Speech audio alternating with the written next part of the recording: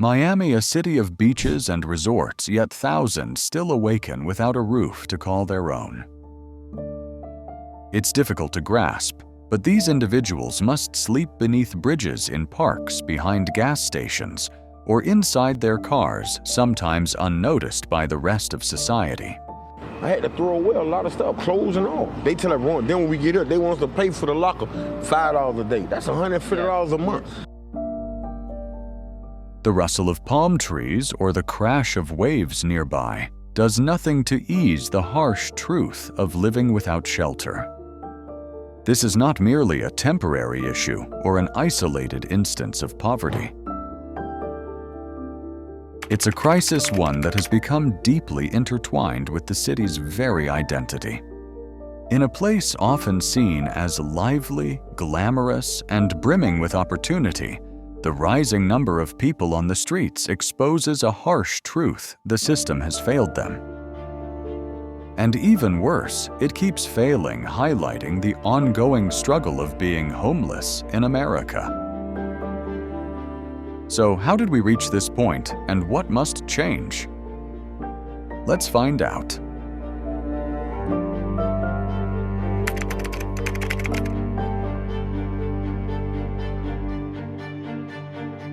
In 2025, Miami continues to face a painful and troubling reality, with thousands of residents still lacking a place to call home.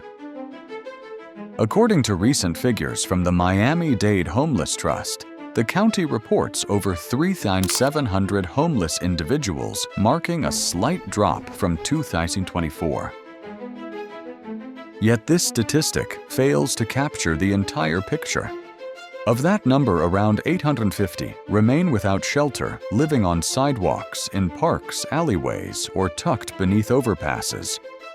While officials may view the decline as progress, it feels more like a reshuffle than a true solution. Experts caution that these figures often change depending on counting methods or encampment clearings, not because the crisis is actually improving.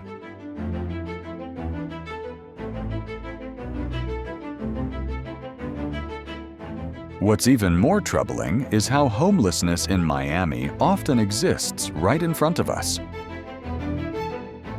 While visitors enjoy cocktails by the ocean or browse luxury boutiques just blocks away, someone sleeps beneath a sheet of cardboard.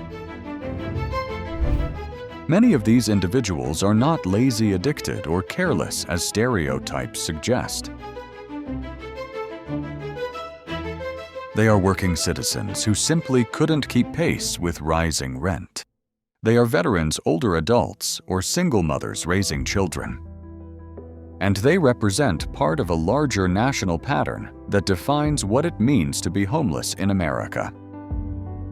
Miami's homeless crisis feels deeply personal to me because it's not just about data, it's about people we walk past daily. I've gotten attacked about 3 days ago. I was sleeping in a construction site over here, and I got woken up to my face getting hit in the ground. They were trying to rob me for my money, and this is what it ended up looking like. So, I thought like getting off the fentanyl would make everything easier for me, and right now I'm going through a pretty rough time that I haven't ever even owned the drugs. The images of those living on the streets cut through political talking points and expose the true scale of suffering. These are human lives suspended in uncertainty, balancing survival with the dream of stability.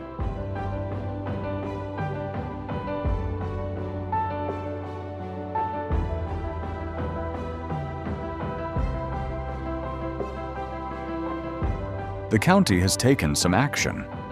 Early in 2025, leaders announced a $10 million plan to bolster shelters and outreach teams, aiming to reduce unsheltered homelessness by 15% by year's end. Although this funding has built several temporary shelters, it still fails to fix the shortage of permanent housing options. Many shelters run at full capacity, or impose restrictions that exclude people with pets, couples, or those battling addiction. Others steer clear of shelters entirely fearing for their safety or independence.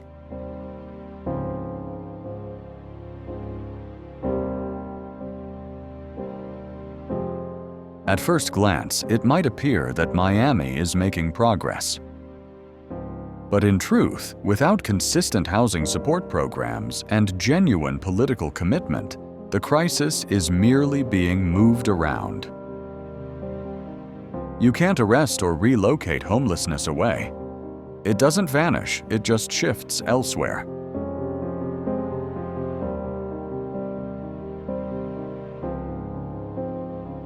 This leads to the bigger question. Why are so many people falling into homelessness in a city defined by affluence and luxury? Let's dig deeper into the roots of this crisis, starting with the housing market itself.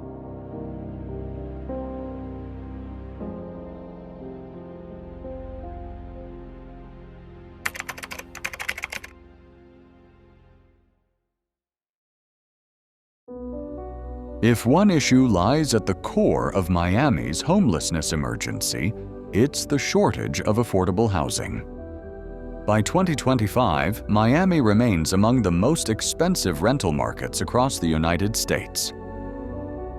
A recent housing analysis by the Pew Charitable Trusts found that the average rent in Miami-Dade County rose from $1,000 in 2017 to nearly $1,500 by late 2023, a staggering 46% jump. What makes this reality even harder to bear is that wages haven't kept up. Countless working-class families in hospitality construction and elder care spend well over half their income just keeping a roof over their heads. That's not sustainable. That's survival arithmetic.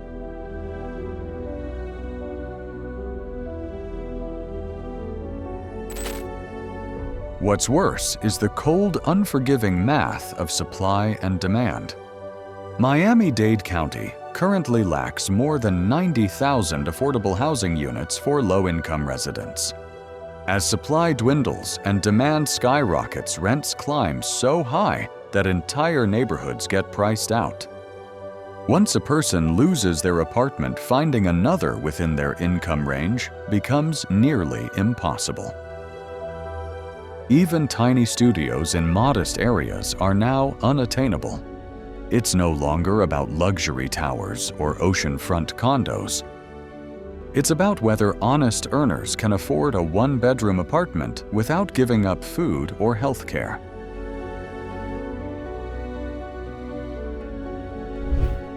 This scarcity isn't accidental, it's built into the system itself. City zoning regulations have long favored developers constructing upscale buildings over affordable housing. Areas like Miami Beach, with strict preservation of its historic Art Deco heritage, push back against increasing density or adding mixed-income housing. Meanwhile, parcels of land suitable for homes remain vacant, waiting for investors chasing profits from luxury developments. In 2023, Florida enacted the Live Local Act to tackle this challenge.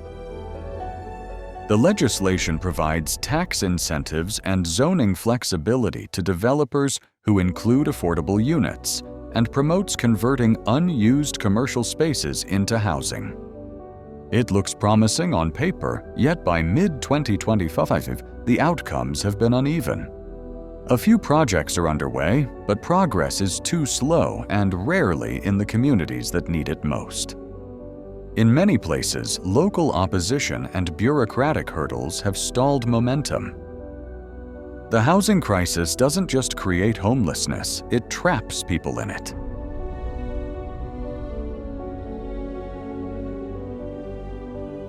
Even when someone secures shelter and begins rebuilding, there's often nowhere else to transition.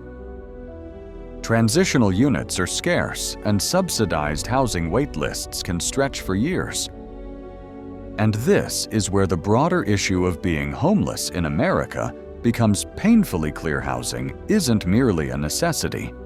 It's the bedrock of dignity, stability, and opportunity. Without it, everything else unravels. Yet housing alone doesn't solve the problem. For many surviving on Miami's streets, deeper, more personal struggles also weigh heavily. What happens when addiction or mental illness enters the picture?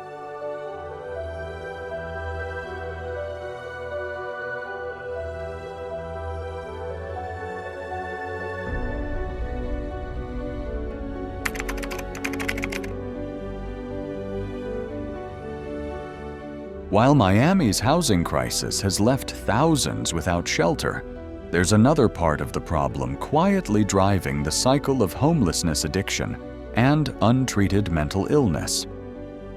Walk down certain blocks in Overtown or Little Havana, and you'll notice people pacing, muttering, or staring blankly, some battling inner demons invisible to everyone else. It's an aspect of the crisis that makes many uneasy, but one we can't overlook if we hope to find lasting solutions.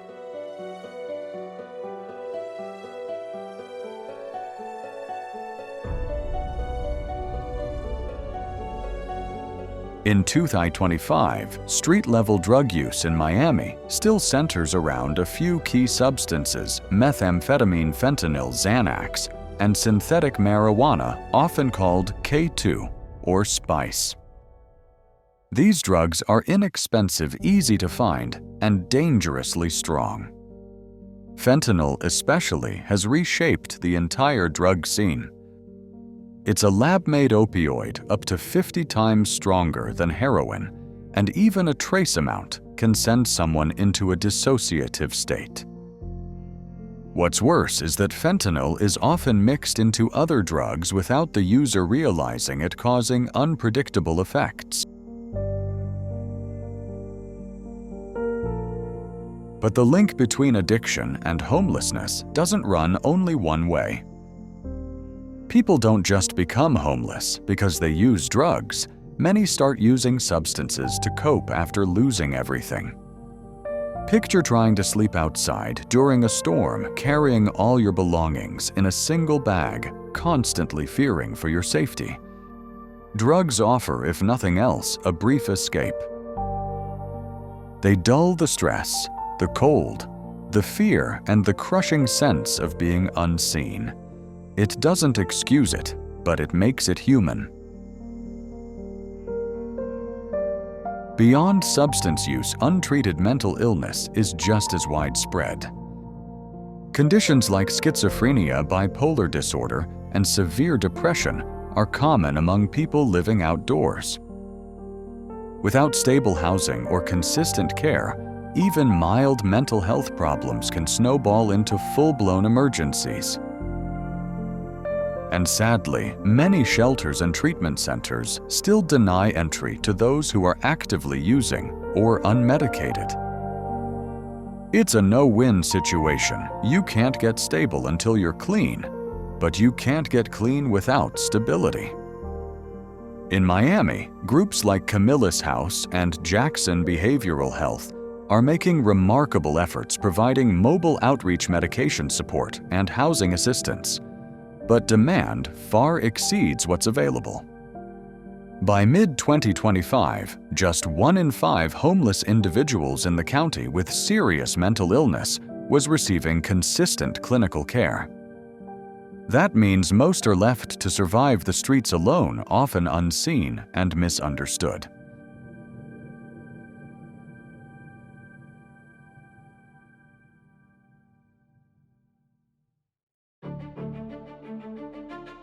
This is what makes the struggle of being homeless in America so deeply complicated.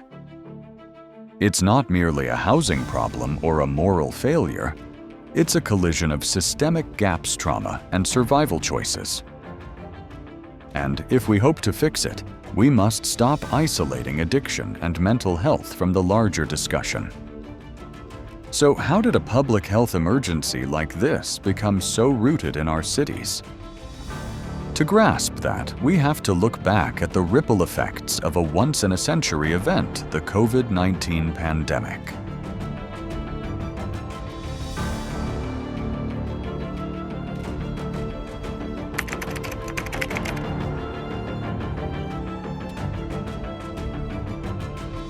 It's been years since the first shock of the COVID-19 outbreak, yet in 2025, its effects still echo, especially for the most at risk. For people living near poverty, the pandemic wasn't only a health emergency. It represented the complete breakdown of the delicate support systems they depended on. In Miami and throughout the nation, thousands lost their homes, not from bad decisions, but because a virus upended everything within weeks.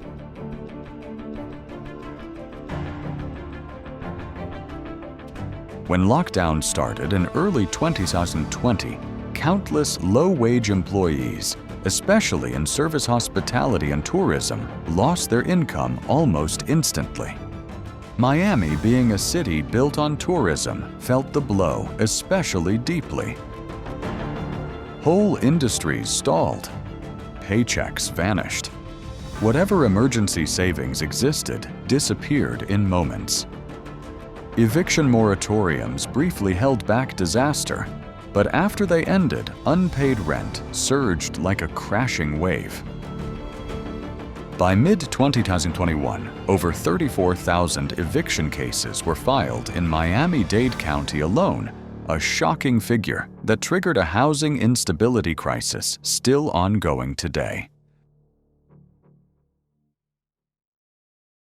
And when we mention those who became homeless because of COVID-19, we're often describing people who had never faced homelessness before.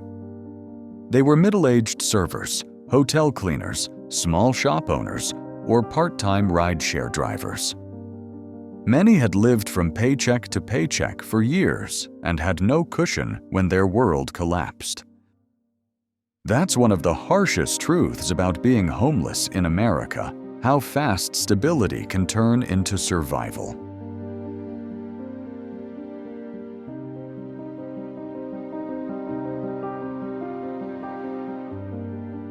The pandemic also interrupted mental health care addiction recovery programs and access to in-person public aid. Shelters were forced to limit capacity to follow safety rules, leaving fewer beds just when demand skyrocketed. Outreach efforts lost staff. Food banks emptied out. People living unsheltered during COVID weren't just battling sickness, they were doing it without support connection or real hope.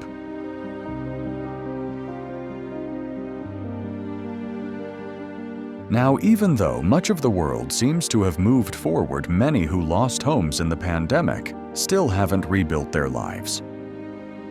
Rents have only gone higher, and federal emergency aid has vanished. Some families live in motels or cars trapped between disaster and recovery.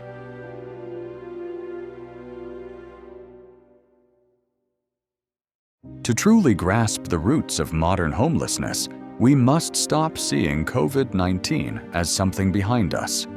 It was the breaking point for many. Yet, even before the virus appeared, another problem was already eroding the foundation from inside one that needs equal focus: the silent crisis of unemployment in a costly city.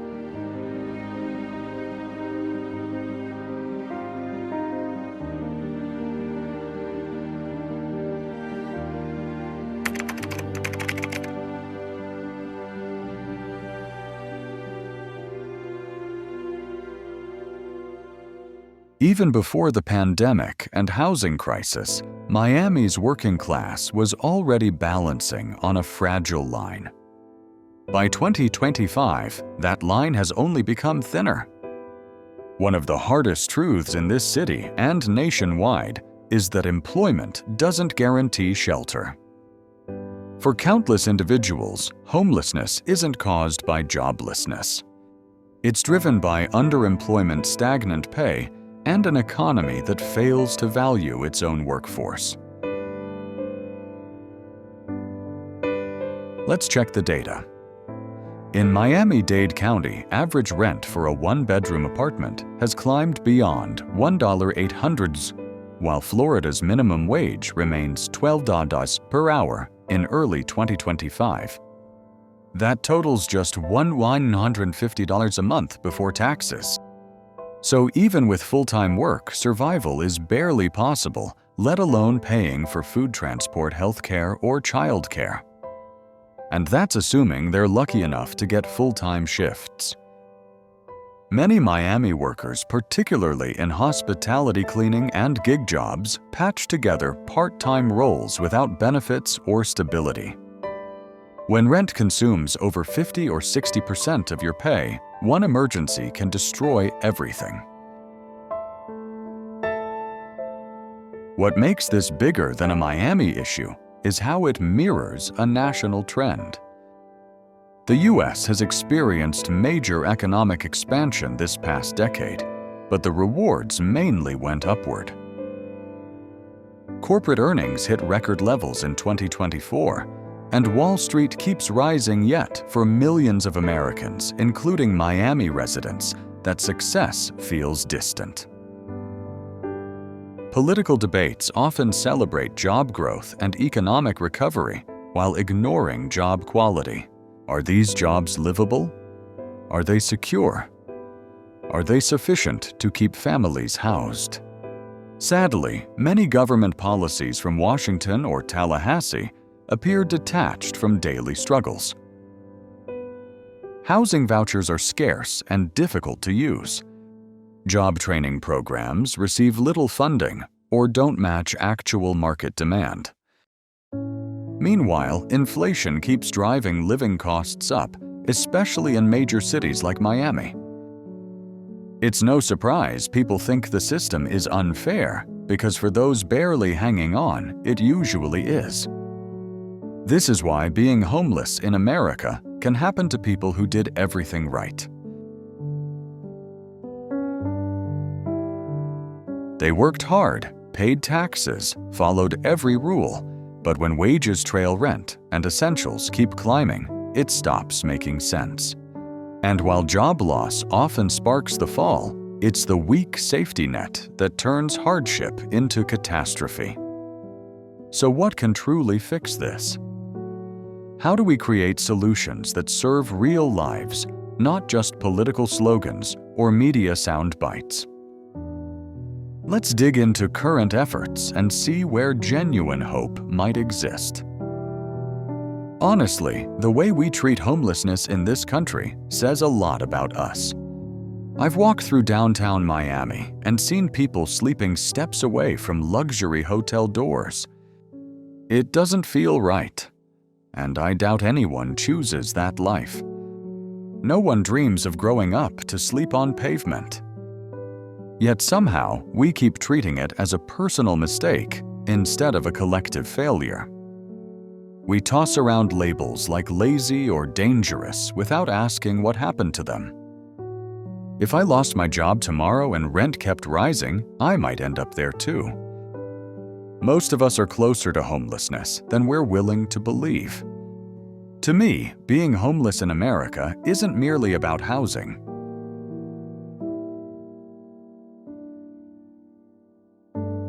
It's about compassion. It's about inequality.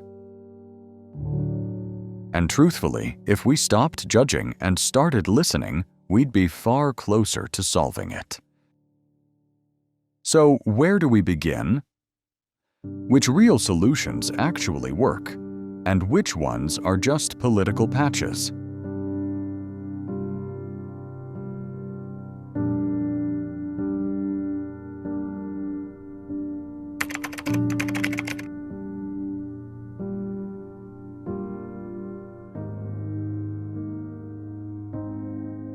Homelessness in Miami isn't just a city problem. It mirrors a nationwide crisis that strikes at the heart of what it means to be homeless in America. From soaring rent prices and unstable employment to mental health struggles and lingering effects of the pandemic, the causes are complex and profoundly human. Yet the reality is, we can change this. We've witnessed what actually helps secure housing genuine support systems, fair wages, and still we keep patching cracks instead of repairing the core.